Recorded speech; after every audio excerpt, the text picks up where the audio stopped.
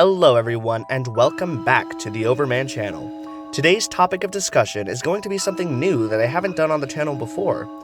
I have a lot of critiques when it comes to Little Nightmares 2, but instead of making a video just talking about my critiques, because who wants to see a grown man complain about a video game for an hour, I decided to try and take it upon myself to rewrite Little Nightmares 2's story and redesign its characters while addressing these criticisms. I plan on making this into an entire series, where each episode I revisit different characters from Little Nightmares 2, with the last video in the series being me exploring and explaining the entire story as a whole. The first character I plan on revisiting, the character on the chopping block today, will be the teacher. First, I will address my main criticisms with her character design, then I will talk about how I address them in my own interpretation of her. Out of all the characters in Little Nightmares 2, the teacher, in my opinion, is by far the worst offender when it comes to following up on the world and themes set up in Little Nightmares 1 and Very Little Nightmares.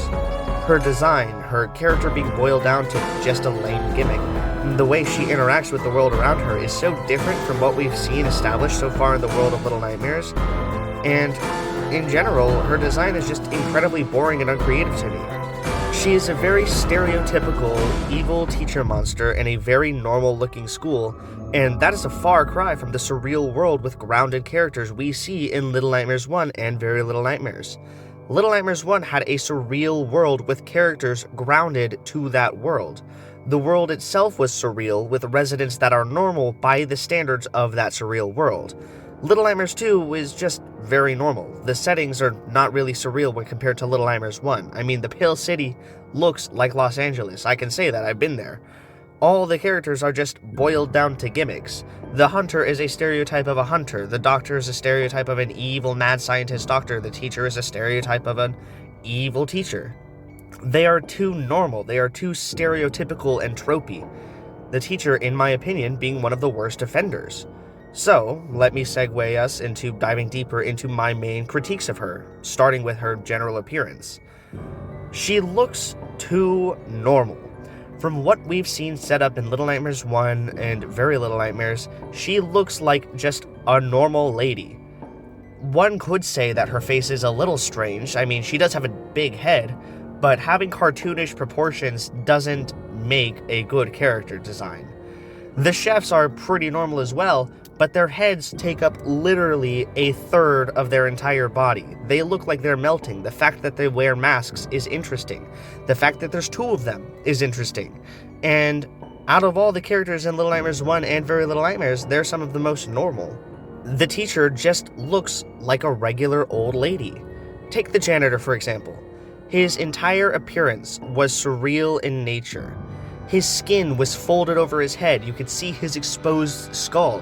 And he had these long arms and short legs, and he had a giant head like the teacher. But he had so many different aspects that worked together. His arms were just long. He didn't have any gimmicks or abilities. He was blind, and he also had long arms, and he also had short legs. And all of these aspects of his design works together. All of these aspects of his design work together to make him a compelling character. The teacher is a normal-ass lady with a strange extending neck ability. With the janitor, his long arms could be considered part of his gimmick. He was blind. They work together. He isn't just the blind guy. He isn't just the guy with the long arms.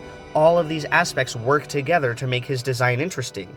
And on top of that, they work with the world. In the prison and in the lair, we see these surreal pieces of furniture that stretch upward that are perfectly suited for him. And we see pieces of furniture that are really short to account for his short legs. The world itself is surreal. You'd never see a toilet that short in real life. You'd never see a dresser that tall in real life. You'd never see a dresser curving inward unless it was made by a very specific artist who specializes in that kind of thing. That just isn't the kind of thing you would see in the real world.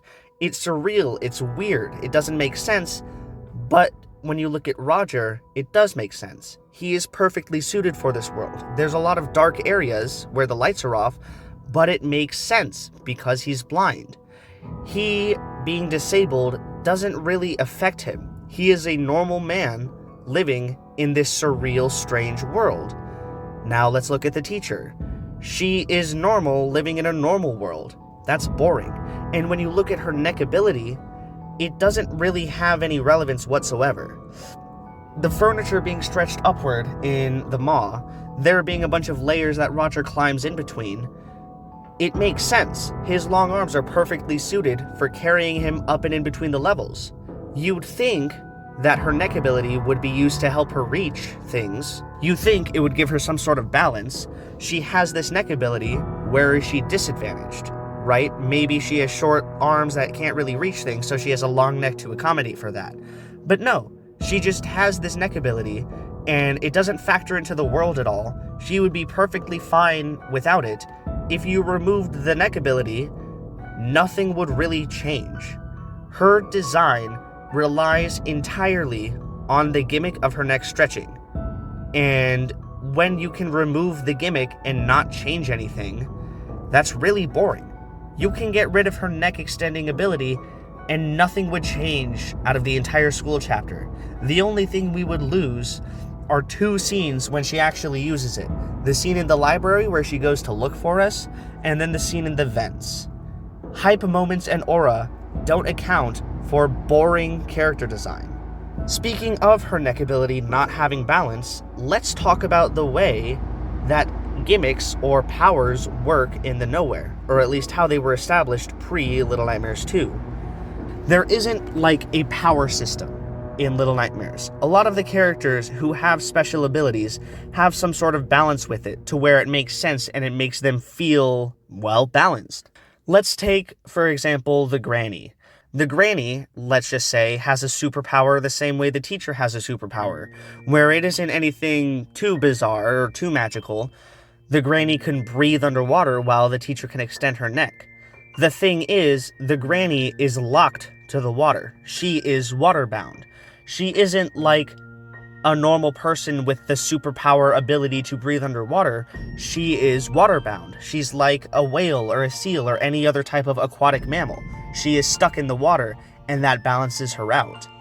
Let's look at the butler from Very Little Nightmares. He is an incredibly powerful telekinesis user. We've seen what he can do. He throws washing machines at the player to kill them. He is incredibly powerful. So how do they balance out this power? They make him subservient. He is bowed over. His hands are locked behind him. He doesn't get the chance to use his powerful abilities for himself at all. He is 100% subservient to the Pretender, and that balances him out. The butler is incredibly powerful to an extent, because he can't use his abilities because he has to be subservient. The teacher doesn't bow to anyone. She has this superpower that is unchecked. The lady and the Pretender, both of them have superpowers. However, they're the final boss of their respective games, so it makes sense that they would be a little more powerful. Even then, however, the lady is held back by her loneliness. She focuses more on her loneliness, and that is what drives the use of her powers. She is incredibly lonely, she's incredibly vain, she locks herself off. And because of that, she only uses her powers to kind of serve the maw, or to keep the status quo of her being lonely, of her being isolated, because she is so insecure. She is held back by her own insecurity. The Pretender, she has to play with taxidermy kids because her ability vanishes people, and because her ability vanishes people, she wasn't allowed to develop the social skills to actually interact with real kids, locking her in this cycle where she isn't able to develop her social skills, which is something that she desperately wants to do based on how much she hangs out with her dolls.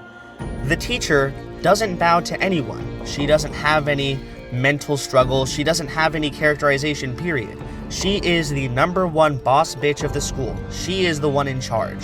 The bullies are rowdy, the bullies are crazy, but when we look at her and the way she interacts with them, they freeze, they stop and listen to her. She doesn't struggle at all, and she just has this ability without any balance, without any check on it. It'd be like if the Granny could chase you in the water and also chase you in land, and the entire chapter she was chasing you. That would get boring pretty fast, seeing her face 100% of the time. Another thing about her ability is it doesn't make her more intimidating at all. She is as easy to escape as the janitor. The janitor is a blind man. The teacher has superpowers. They should not be equal. The fact that the janitor, a disabled man, is able to be so imposing on us, it really makes the player feel alone. It makes the player feel small and insignificant. When you look at the teacher, you now have a friend. You are no longer alone. You and your friend are able to escape this lady with superpowers. You no longer feel small. You no longer feel insignificant because it's easy to escape this superpowered being. When it's just as difficult for you to escape a disabled man, it doesn't really make you feel as small and powerless as you did in Little Nightmares 1. In Little Nightmares 2, you don't feel like vermin the way you did in Little Nightmares 1 and Very Little Nightmares. You don't feel as powerless, and I think that's a really big shame. There are no stakes in Little Nightmares 2. If the teacher captures us, we get spanked, and that's it.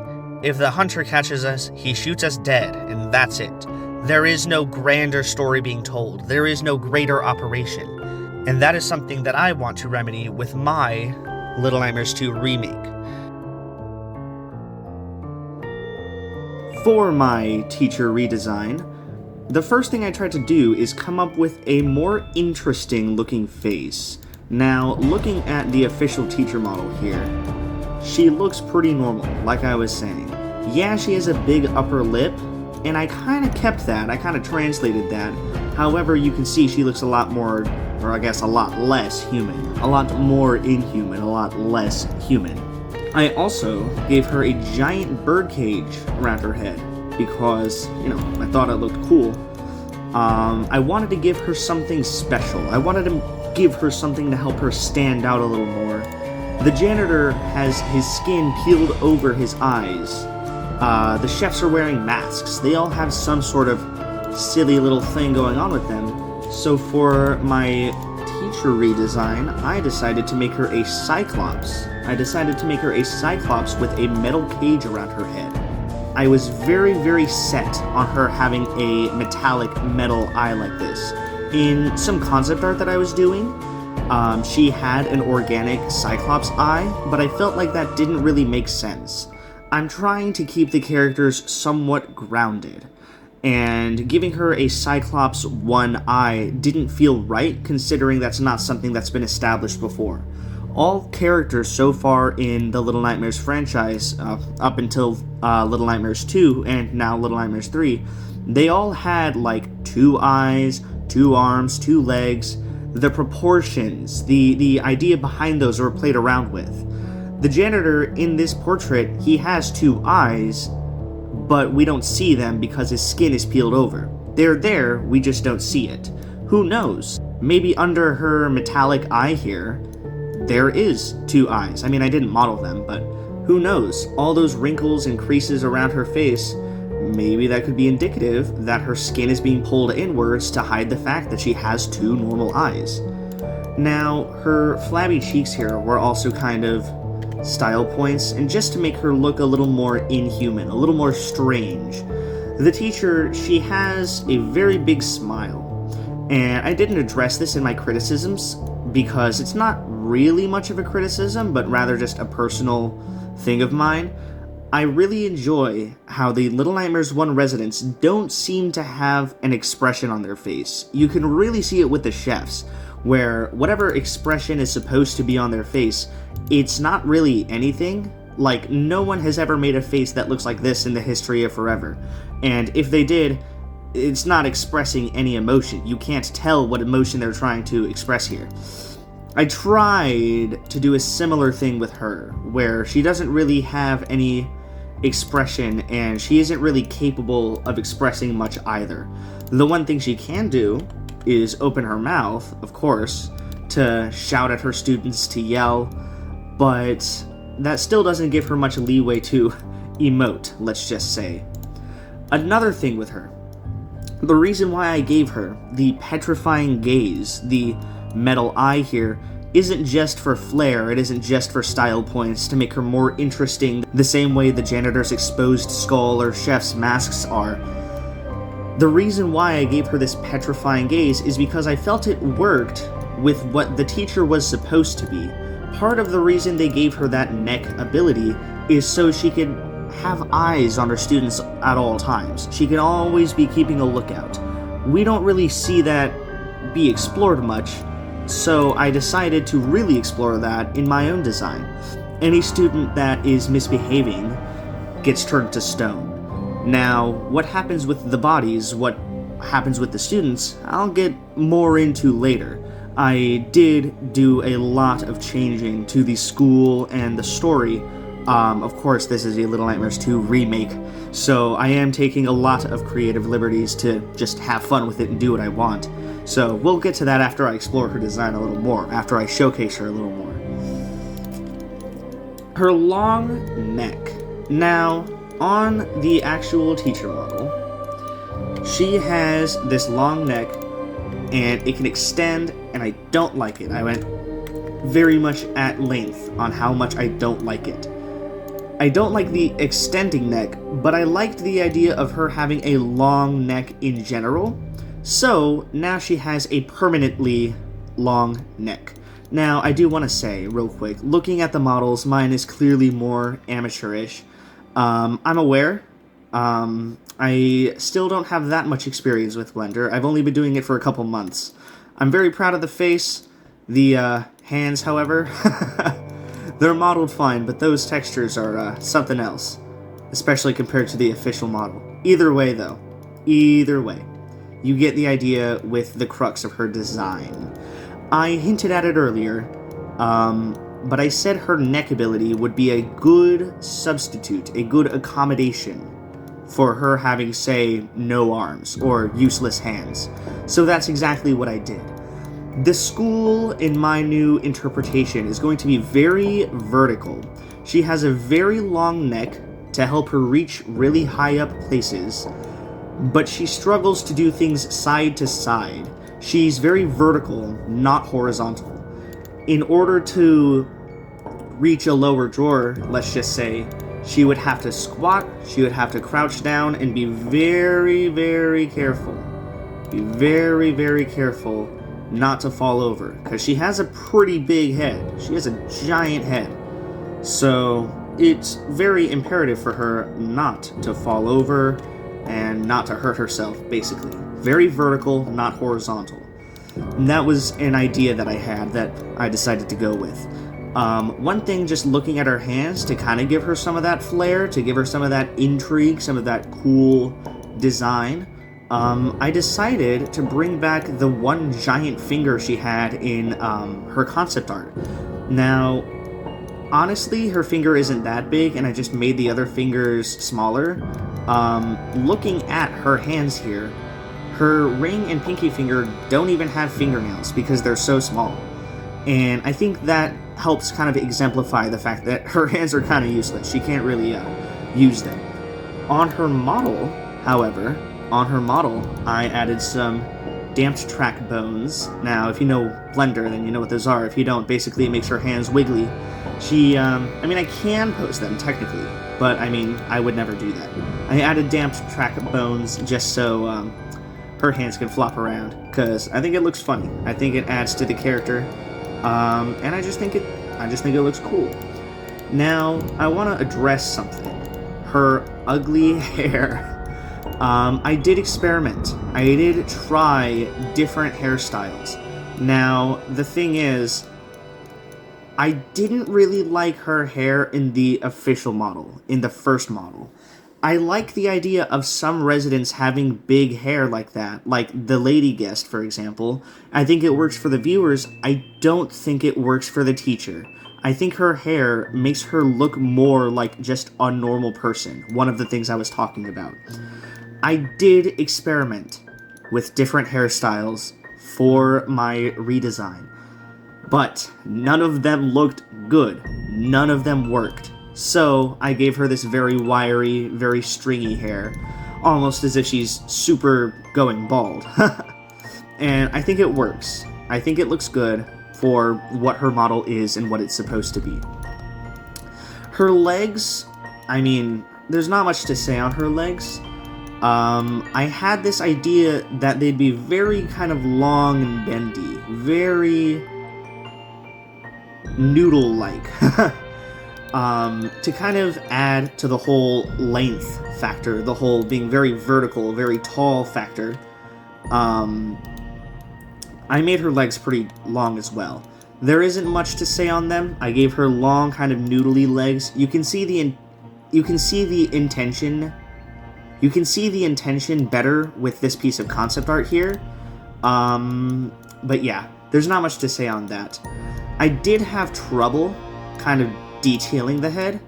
If you look at a bunch of my other models, you can see a lot more texture, and with this model I was trying to really hold back on that and keep it more simple looking, kind of like her official design. Her face is very smooth, and I tried to kind of carry that over with my redesign, with my remodel, and I think it works. I think it looks good.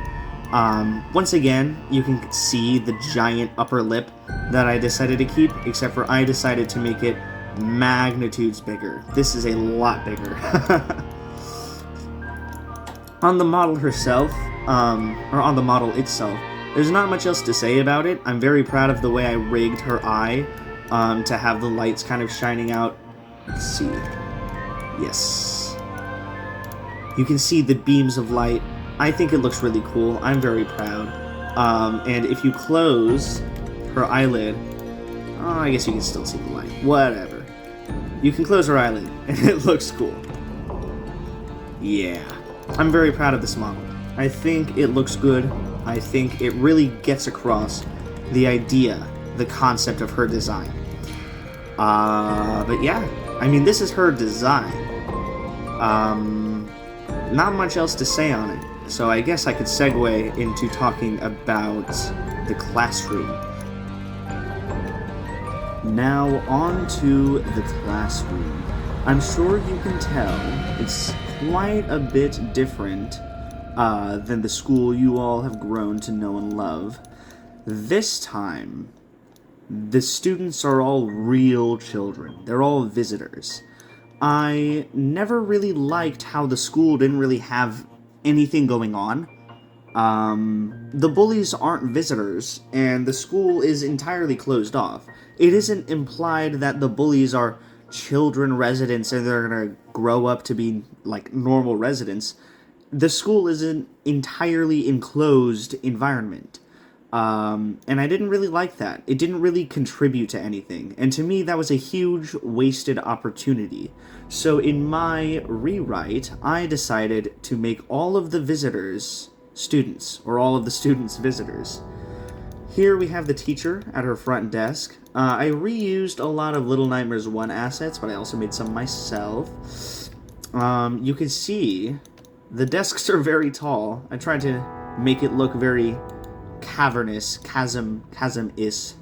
Giant chasm under the desks. The chains around their neck don't go up to anything. However, the way I have it planned out is, I'll show some concept art on screen right now.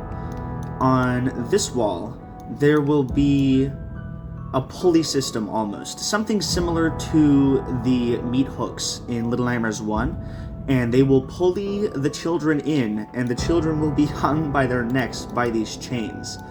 And then, as they kind of walk along the floor, as they're kind of pulled along, they have to walk along the floor, the way they get up into their chairs is the chains lift up. The chains lift them up, and they have to kind of suffocate a little bit. It's very gruesome, very sad. Not a very good sight to see.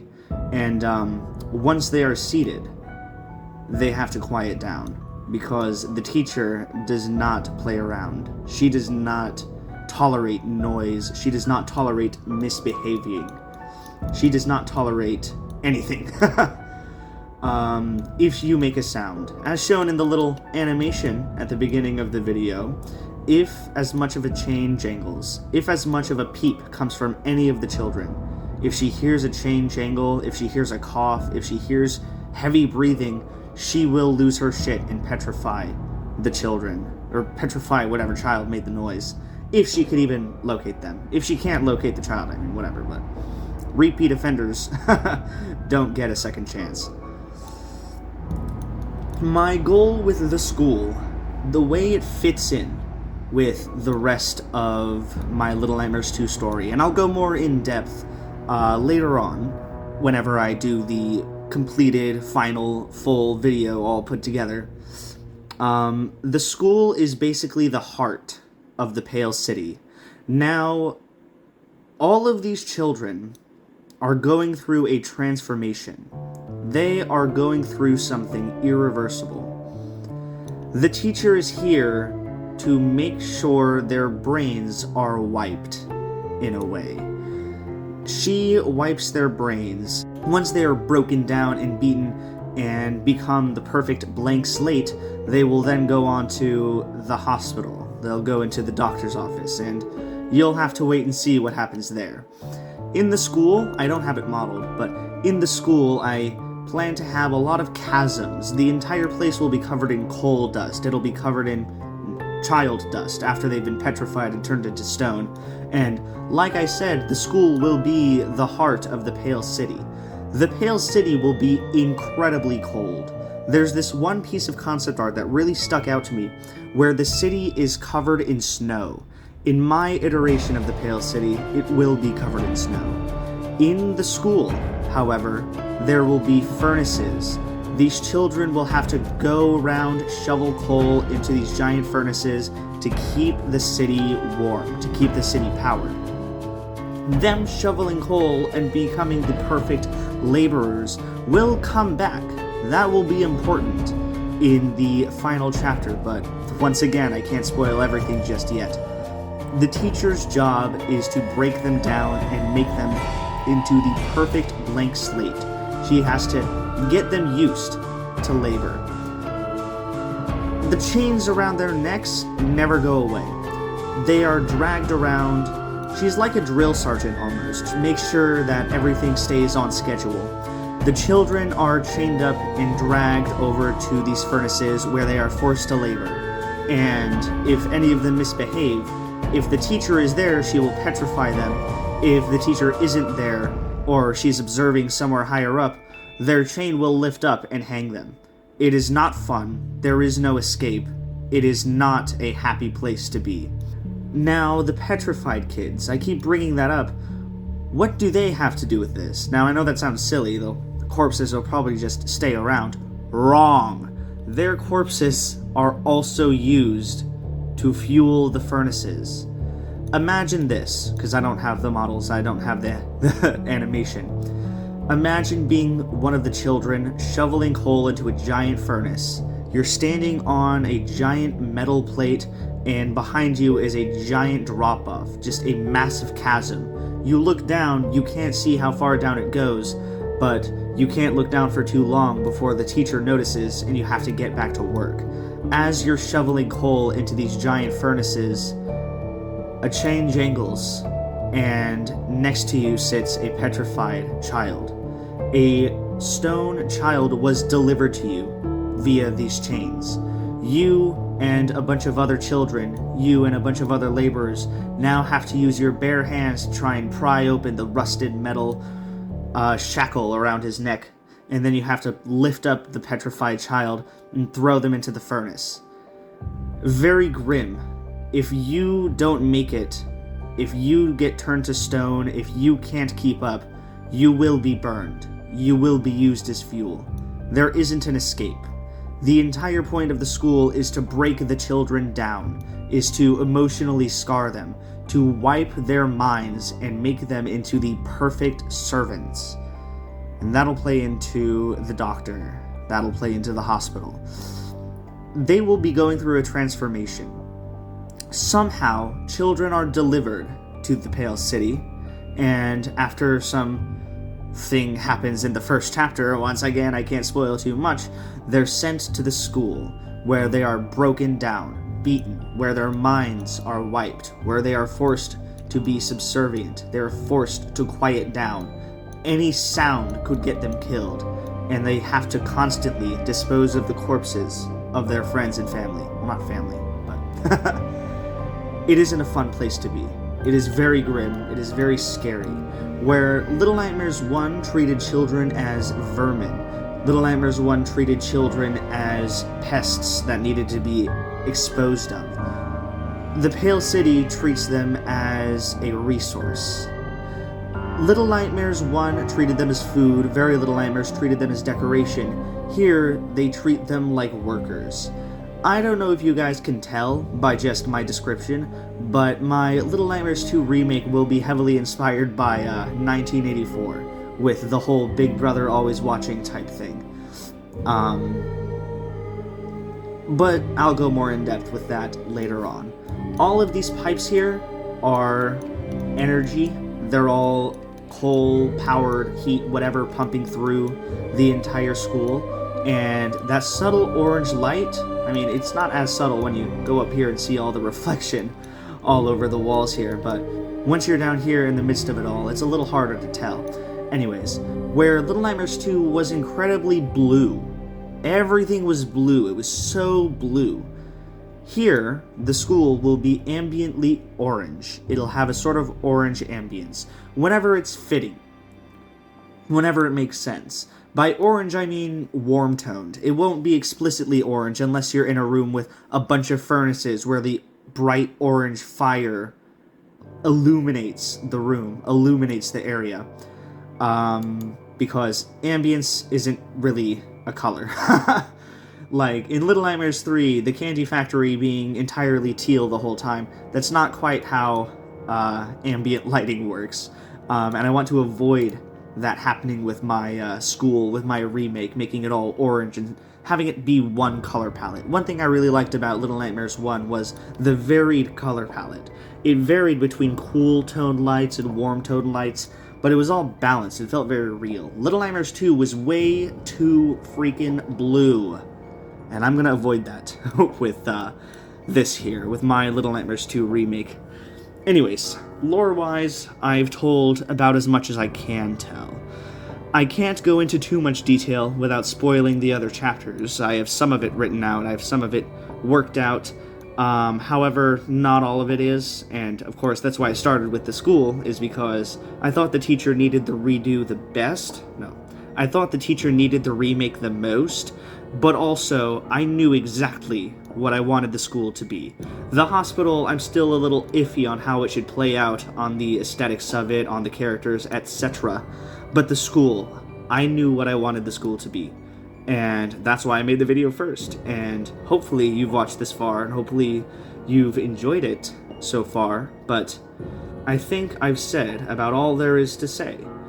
I gave my thoughts on the teacher's design. I gave some lore, some hints as to the school and the role it'll play in the total, grand, entire finished story for my Little Nightmares 2 remake. And yeah, I think I've gone over everything there was to go over. If any of you guys liked the video, if you have any thoughts on it, like the video, comment, make sure to subscribe. This video has been in the works for a very long time. I put a lot of work into it, if you can tell. So I hope you enjoyed watching. Expect more. If you enjoyed this, expect a whole series. I keep saying I'll redo the entirety of Little Nightmares 2. And I plan to follow through with that. I know I've had some issues following through with plans before. Cascade to the Cradle is in the trenches right now. We'll see if I revisit that. Funnily enough, Cascade to the Cradle started out as a Little Nightmares 2 remake, and a lot of these ideas are recycled from the original rough draft of Cascade to the Cradle. You'll see a lot of similar themes, at least from what I've mentioned with Chapter 1. Anyways, we'll see if I ever revisit that story. I might, but I don't think I will. Anyways, all of that aside, thank you for watching. I sincerely really do appreciate all of your support, all of your comments, all of your feedback. It means the world to me. I read every comment, and I love everything all of you have to say. Well, I love most of the things you'll have to say. Anyways, thank you for watching. I sincerely appreciate it. Like, subscribe, check out the Discord, the Patreon, all my other socials, and yeah, I think I've said about all there is to say. Thank you for watching, and I will see you in the next video. Bye-bye.